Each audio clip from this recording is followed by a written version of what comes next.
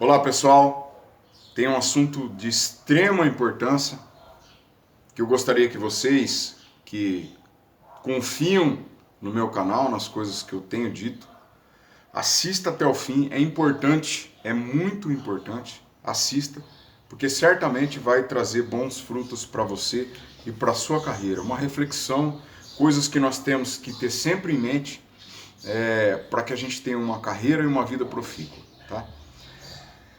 A cutelaria, especialmente num país com pouca cultura como o nosso, a cutelaria é uma armadilha para aqueles que têm os egos despreparados. Então, por exemplo, aqui no país a gente vê a moça bonita que rebola na televisão fica milionária. O MC não sei o que canta músicas estimulando o sexo promíscuo, o uso de drogas, o enfrentamento à polícia, fica milionário. O outro, a classe política, o cara dá um chapéu, fica multibilionário, e etc, etc. E isso, infelizmente, com a nossa lei de Gerson, que você tem que se dar bem, não interessa o que você tem que fazer para se dar bem, para que você sempre saia por cima.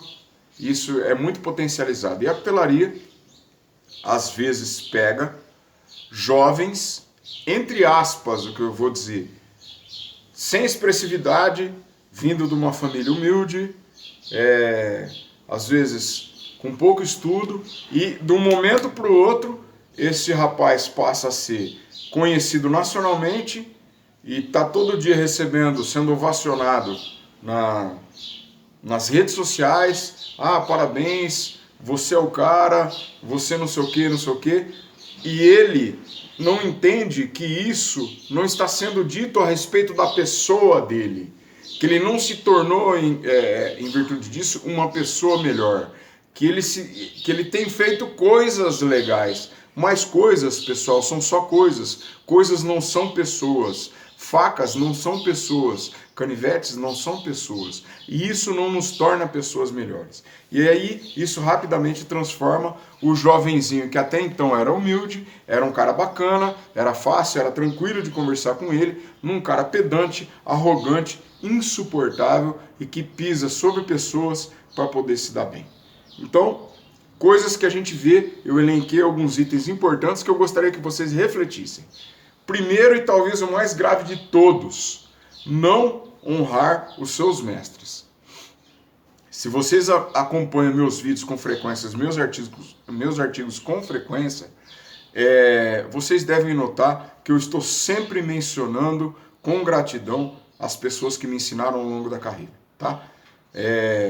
Sem sombra de dúvidas, o fato de hoje eu ter 2 certificações internacionais, eu devo muito a essas pessoas. E isso está sempre na minha cabeça. Eu não me separo desse sentimento, que eu preciso manifestar publicamente essa gratidão, porque eles me ajudaram muito. E sem essa ajuda, eu não faria facas, eu não teria chegado até onde eu cheguei. Então, o que a gente vê hoje é assim: o jovem está começando, ele está querendo aprender, aí ele faz um curso, ou ele ganha um acompanhamento gratuito, e essa pessoa, esse primeiro profissional, o orientador, acompanha esse rapaz por muitos anos, passa tudo que ensinou para ele, de uma hora para outra esse jovem, agora eu não preciso mais dele, descarta, desonra, não dá o devido crédito, não manifesta gratidão e, às vezes, o que é até pior, critica publicamente, fala mal desse que foi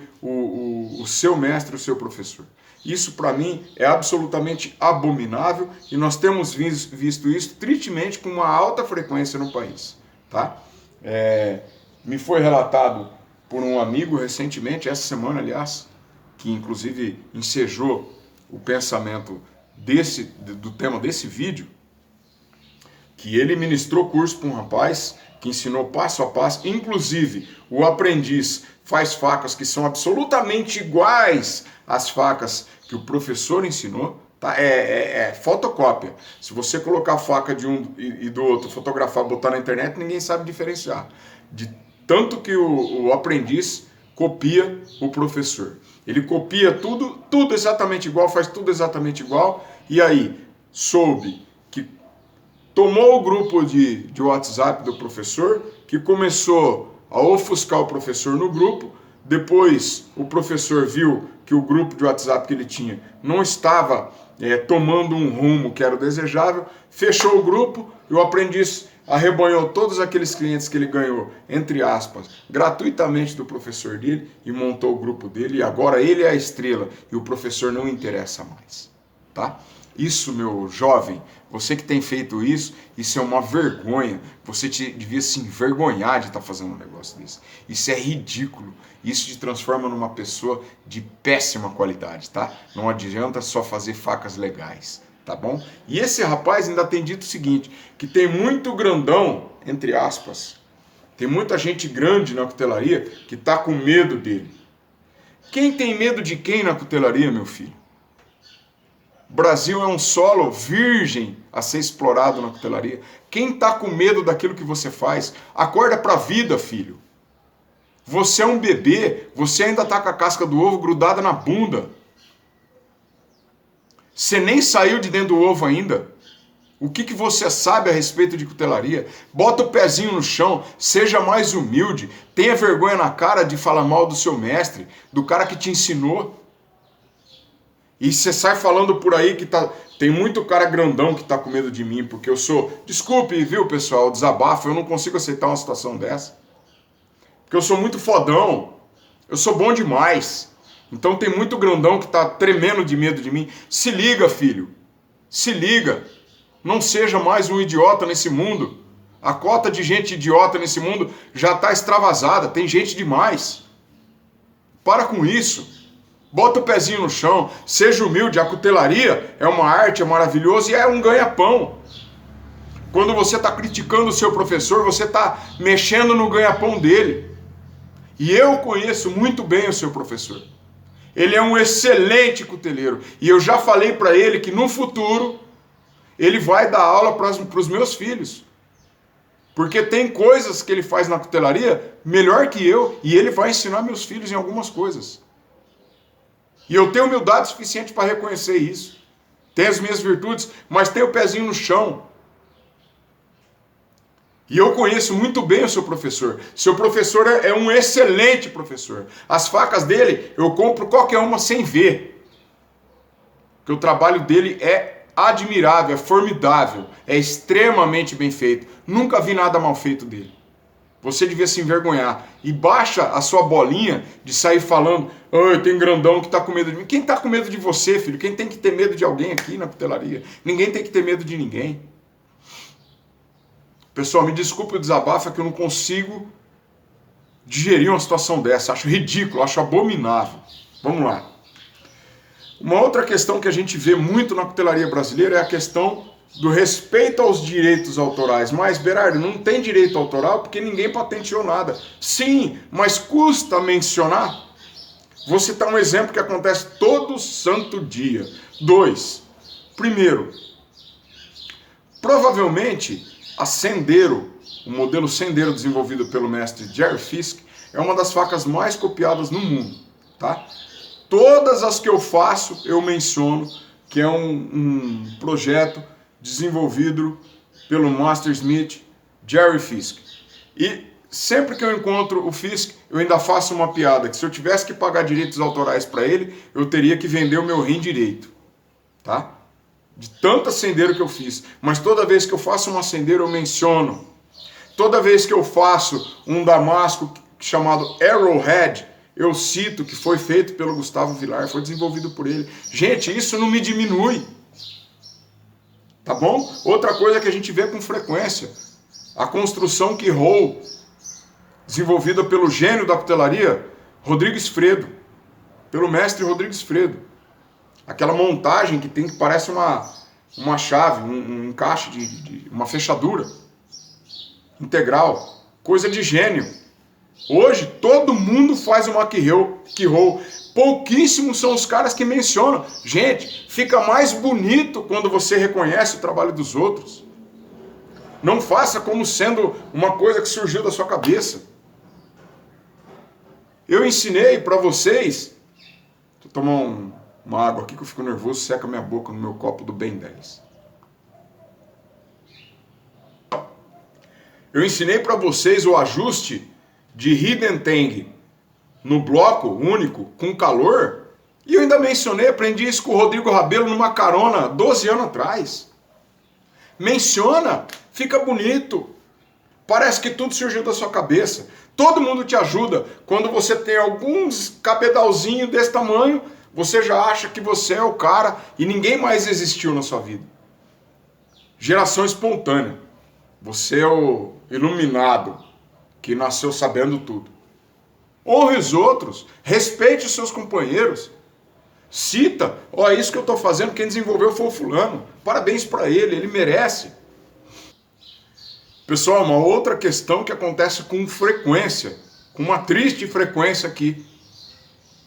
O camarada, para promover o seu próprio trabalho, ele detona o trabalho dos outros. Como eu acabei de falar desse aluno aí. Hoje, já cuteleiro formado, eu já mencionei um monte de vezes. Cutelaria no país, no Brasil, é solo virgem. Nós não exploramos nem 0,1% do que nós temos de clientes potenciais. Não precisa. Aí o cara destrói o trabalho do outro, fala mal da pessoa, fala mal das facas, para poder vender a faca dele. Isso é uma vergonha, isso é ridículo, isso é horrível, isso é pecado, isso é mal. Sabe por quê, pessoal? Quando você está falando mal do trabalho do outro, não é só o trabalho, você está tirando o prato de comida da frente dele. O cara se sustenta com isso. Toma cuidado com isso, já falei. Eu já falei. Uma vez eu tive uma conversa com um cuteleiro que falou mal do meu trabalho. Falei, filhão, você tá misturando as estações. Você está puxando o prato de comida da frente dos meus filhos. É muito mais sério do que você possa imaginar. Não faça isso. Não precisamos disso. Tem cliente sobrando. Tem cliente sobrando pelos próximos 100 anos, gente. Cutelaria está crescendo muito, mas o que há de cliente em potencial não dá para explorar, é muito. Não precisa se dar esse papel ridículo de um falar mal do outro. Diferente se o cuteleiro pega a faca dele e traz para você, analisa para mim, ó, você pode melhorar aqui, ali e tal, você está contribuindo com o cara. Agora fala mal dos outros pelas costas. Aconteceu comigo no passado. Feira de cutelaria em Nova Petrópolis. Num canto assim, os juízes julgando as facas do concurso. Eu olhei um cuteleiro lá com uma faca minha na mão dele, conversando com o juiz. Eu falei, esse cara tá aprontando. Corri lá, sorrateiramente, cheguei nas costas, escutei ele destruindo, falando mal da minha faca para ele ganhar o prêmio. Na hora eu intimei e falei, filhão, o que você está fazendo? Foi mal, você entendeu errado. Eu falei, não entendi errado, não. Você não tem caráter. Você não tem caráter. Porque não precisa disso. Tá? Outra coisa triste no nosso Brasil. A banalização do termo mestre. O camarada fez meia dúzia de facas na vida dele, tá? Aí ele joga lá na rede social e a rede social é o mundo maravilhoso de Bob, né? É o mágico de Oz, Alice no País das Maravilhas. Aí alguém começa a chamar o cara de mestre e ele se apodera daquilo. E para você que é iniciante aceitar ser chamado de mestre, é uma grande armadilha para a sua vida e para a sua carreira. Porque isso vai influenciar na realidade de quem você é. Você vai achar que você é muito mais do que você é. E isso vai minar o teu projeto de vida. Aonde você pode chegar, por quê? Porque você já é o cara. E o cara se apodera daquilo. A partir de então ele é o mestre fulano. Banalizado. Fez meia dúzia de facas e acha que é o cara. E aí já me remete a uma coisa que aconteceu essa semana. Eu estava em contato com um amigo, com o Serapião, e ele me mandou os prints de uma conversa. Um cuteleiro entrou em contato com ele, pedindo, pelo amor de Deus, Serapião, me ajuda. Me ajuda. Eu tenho pouquíssima experiência na cutelaria. Eu fiz 10 facas apenas, mas eu tenho 41 encomendas. E aí o Serapião me mandou os prints do site do cara. Se você ler o site do cara, você fala que ele é um faixa preta. Pô, esse cara é um bicho. Ele é faixa preta do marketing falacioso, da mentira. Aí o Serapião perguntou pra mim, Beira, o que eu falo pra esse rapaz? Falei, Serapião, não posso nem falar pra vocês no vídeo que eu falei pra ele.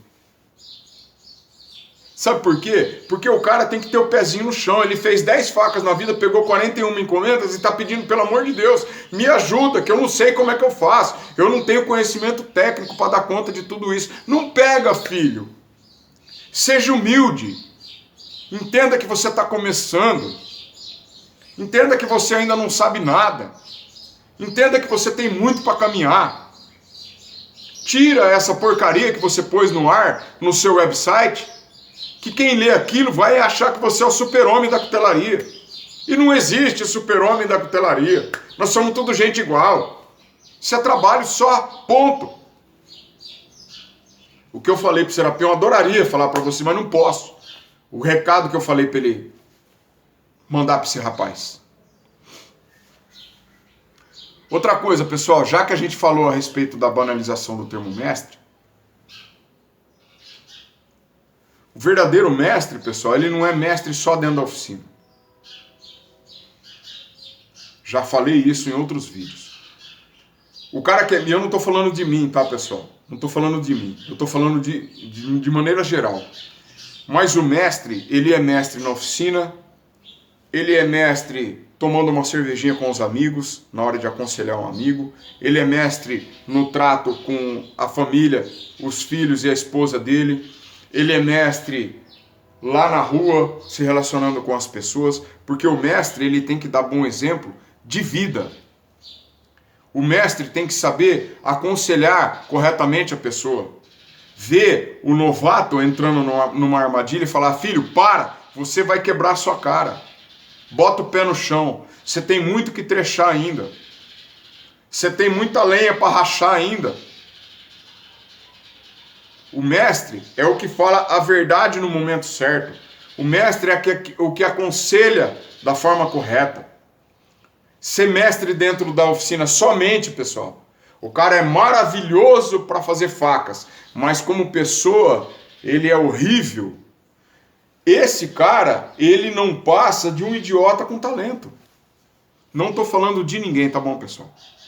Não estou falando de ninguém. Não, isso não é indireta para ninguém. Mas ter talento só aqui dentro não resolve. Nós temos que ter talento, nós temos que fazer facas incríveis ali dentro, e aqui fora nós temos que dar o bom exemplo, ensinar o caminho da honestidade, da correção, do bom trato, da cordialidade, da camaradagem, ajudar o seu próximo, seguir o exemplo de Cristo. Deu para entender, pessoal? Ser mestre não é só ali. Ser mestre não é só em cima do tatame.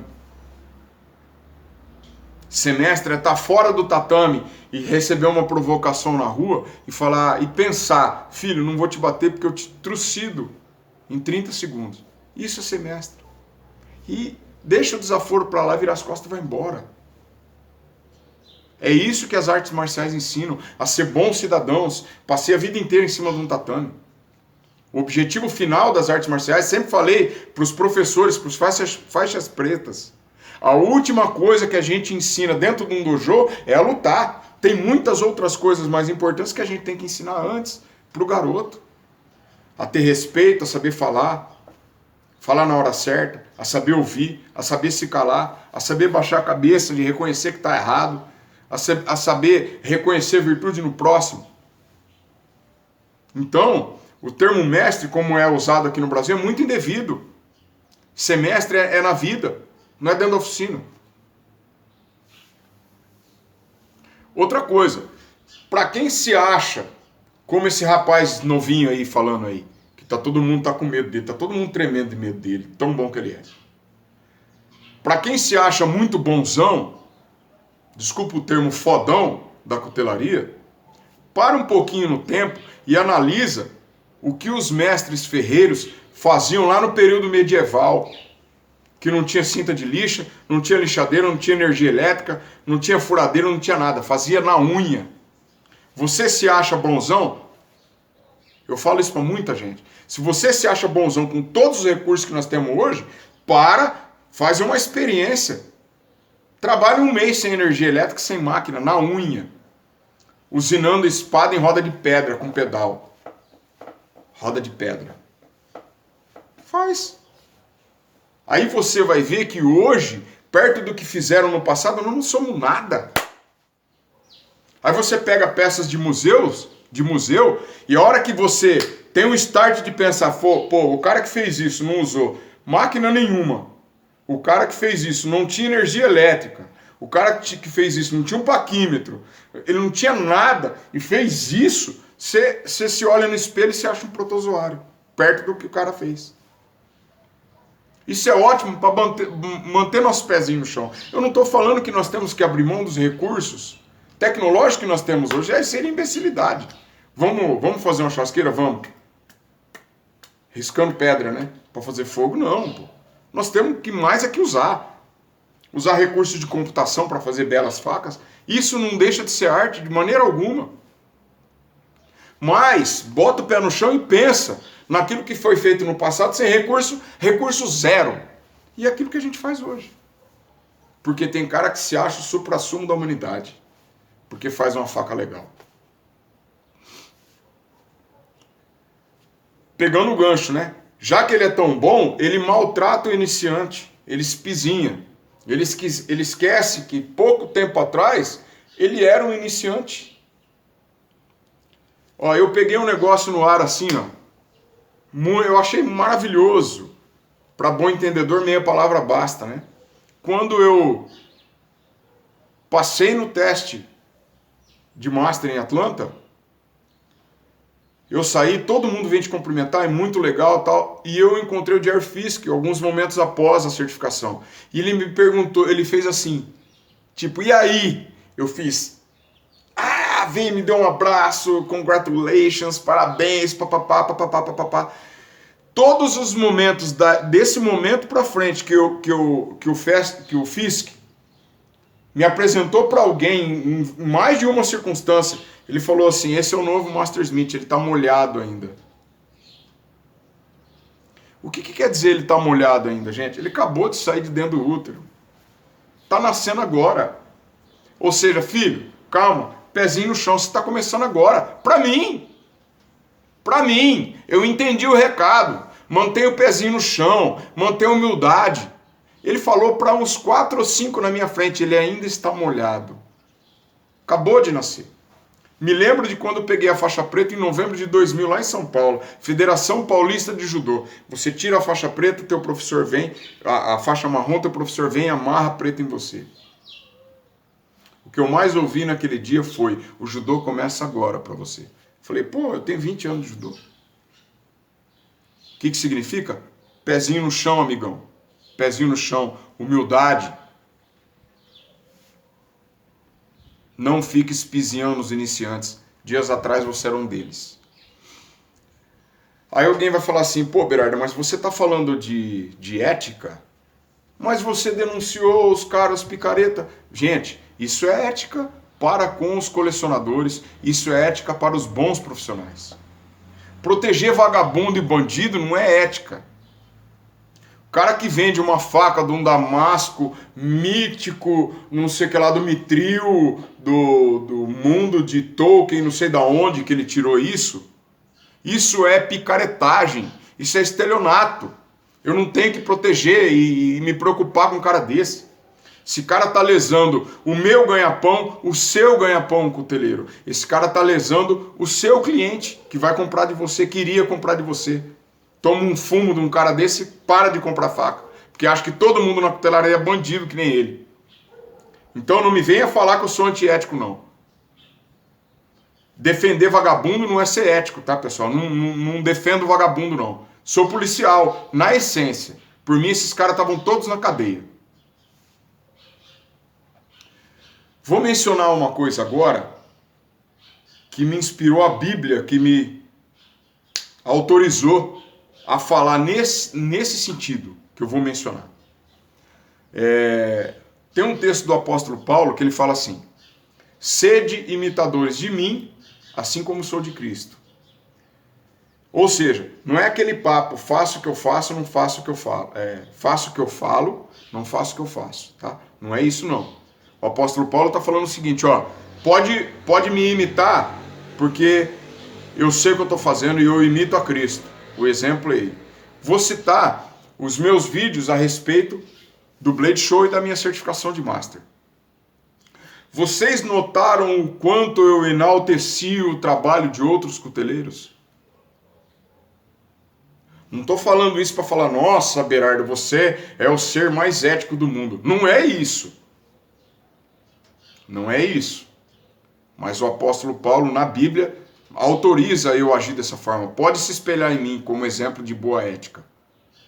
Sabe por quê, pessoal? O fato dos cuteleiros A, B, C, D ou Z brilharem não atrapalha o meu trabalho. Eu não preciso detonar o cara para falar bem do meu trabalho, como eu mencionei há pouco. Vocês viram o quanto eu enalteci o mestre Franco, o mestre Esfredo, que são os dois outros masters brasileiros? Vocês sabem que o Franco ganhou um prêmio a qual eu estava concorrendo também, e eu fiz questão de enaltecer e parabenizar, porque ele merece, ele suou sangue para fazer aquela adaga. Eu fiz uma adaga ultra difícil, tanto que é uma peça exclusiva. Até onde sei, não existe nenhuma ring dagger totalmente integral. Dificílima. Fiz tentando ganhar o prêmio? Fiz, lógico. O Franco fez uma mais difícil ainda. Parabéns, cara. Parabéns, meu irmão. Você merece. Fiz questão de mostrar. Eu podia editar e cortar tudo aquilo. Não fiz questão de mostrar. De enaltecer o trabalho do outro. Sabe por quê? Porque o fato de A, B ou C serem excelentes não me torna péssimo. Vocês estão percebendo a aula de ética? O respeito ao próximo? Não os enxergo como concorrentes, não os enxergo como meus inimigos, são meus colegas de trabalho, têm virtudes, têm defeitos, assim como eu os tenho. Então, pessoal, não precisa destruir o próximo. Quantos e quantos cuteleiros eu mostrei facas, pedi para explicar, explica essa faca para o pessoal lá do Brasil conhecer. Fui lá para o Franco, fui para o Esfredo, fui para todo mundo que eu conheço lá, que eu tenho um bom relacionamento. Isso é ética, não preciso de detonar. Eu poderia chegar aqui, cortar todos esses vídeos, só me autopromover. É ridículo, é patético, pessoal. Parabéns a quem merece. Vocês todos têm que colher os louros dos seus esforços. São meus colegas, todos me ajudam. Quando eu tenho uma dúvida, eu recorro aos universitários. Cara, eu estou com um problema aqui, me ajuda. Eles me ajudam. A gente troca figurinha. É uma irmandade. E, por fim, para encerrar, com base numa frase que eu falei para um amigo numa discussão benéfica do passado, já falei isso em vídeo também. Fazer boas facas, fazer facas incríveis não nos transforma em pessoas melhores. Ser bom na cutelaria é uma coisa, ser bom na vida é outra coisa. Uma coisa não tem nada a ver com a outra. Tá? E aí me veio a imagem, um ícone mundial que mostra para nós que nós não somos nada, que a sua vida de um segundo para o outro se transforma. Você, que é o bonzão, que tá todo mundo com medo de você porque você é bom pra caramba, bota o teu pezinho no chão, aterriza, filho. Porque basta atravessar a rua distraído e a sua vida muda para sempre. Você vai parar numa cama, numa cadeira de roda. A exemplo do Michael Schumacher, o maior piloto da história do automobilismo, está numa cama pesando 30 e poucos quilos. E tenho o sentimento no meu coração de que isso não é uma forma de castigo de Deus para o Schumacher. Não. Na Bíblia tem um texto que diz assim: o sol brilha sobre justos e injustos. Qual é a interpretação desse texto? Significa que coisas boas acontecem para pessoas boas e ruins, coisas ruins acontecem para pessoas boas e ruins. Certo? Mas acho, é um sentimento meu, que Deus usa isso como exemplo. Tenho plena convicção de que o Schumacher não está sofrendo, está em coma profundo desde que se acidentou, não está sofrendo nada, mas que Deus permite para que a gente tenha a convicção de que nós não somos nada. Não se ache o bonzão. A sua vida muda no segundo seguinte. Mantenha a humildade, o pezinho no chão. Respeita o teu próximo. Trate bem o seu próximo. Amanhã você pode precisar dele. Não por uma questão de interesse, mas por uma questão de respeito. Por questão de princípio, de educação, de boa índole, de moral e de ética. O maior piloto da história do automobilismo mundial está numa cama pesando 30, 40 quilos. Imaginem como a nossa vida pode mudar assim, ó. Acabou tudo. Então, não precisa detonar o seu companheiro de trabalho. Não precisa falar mal do outro, porque você está, como gosto de pensar sempre, puxando o prato de comida da frente dos filhos dele. Isso é muito grave.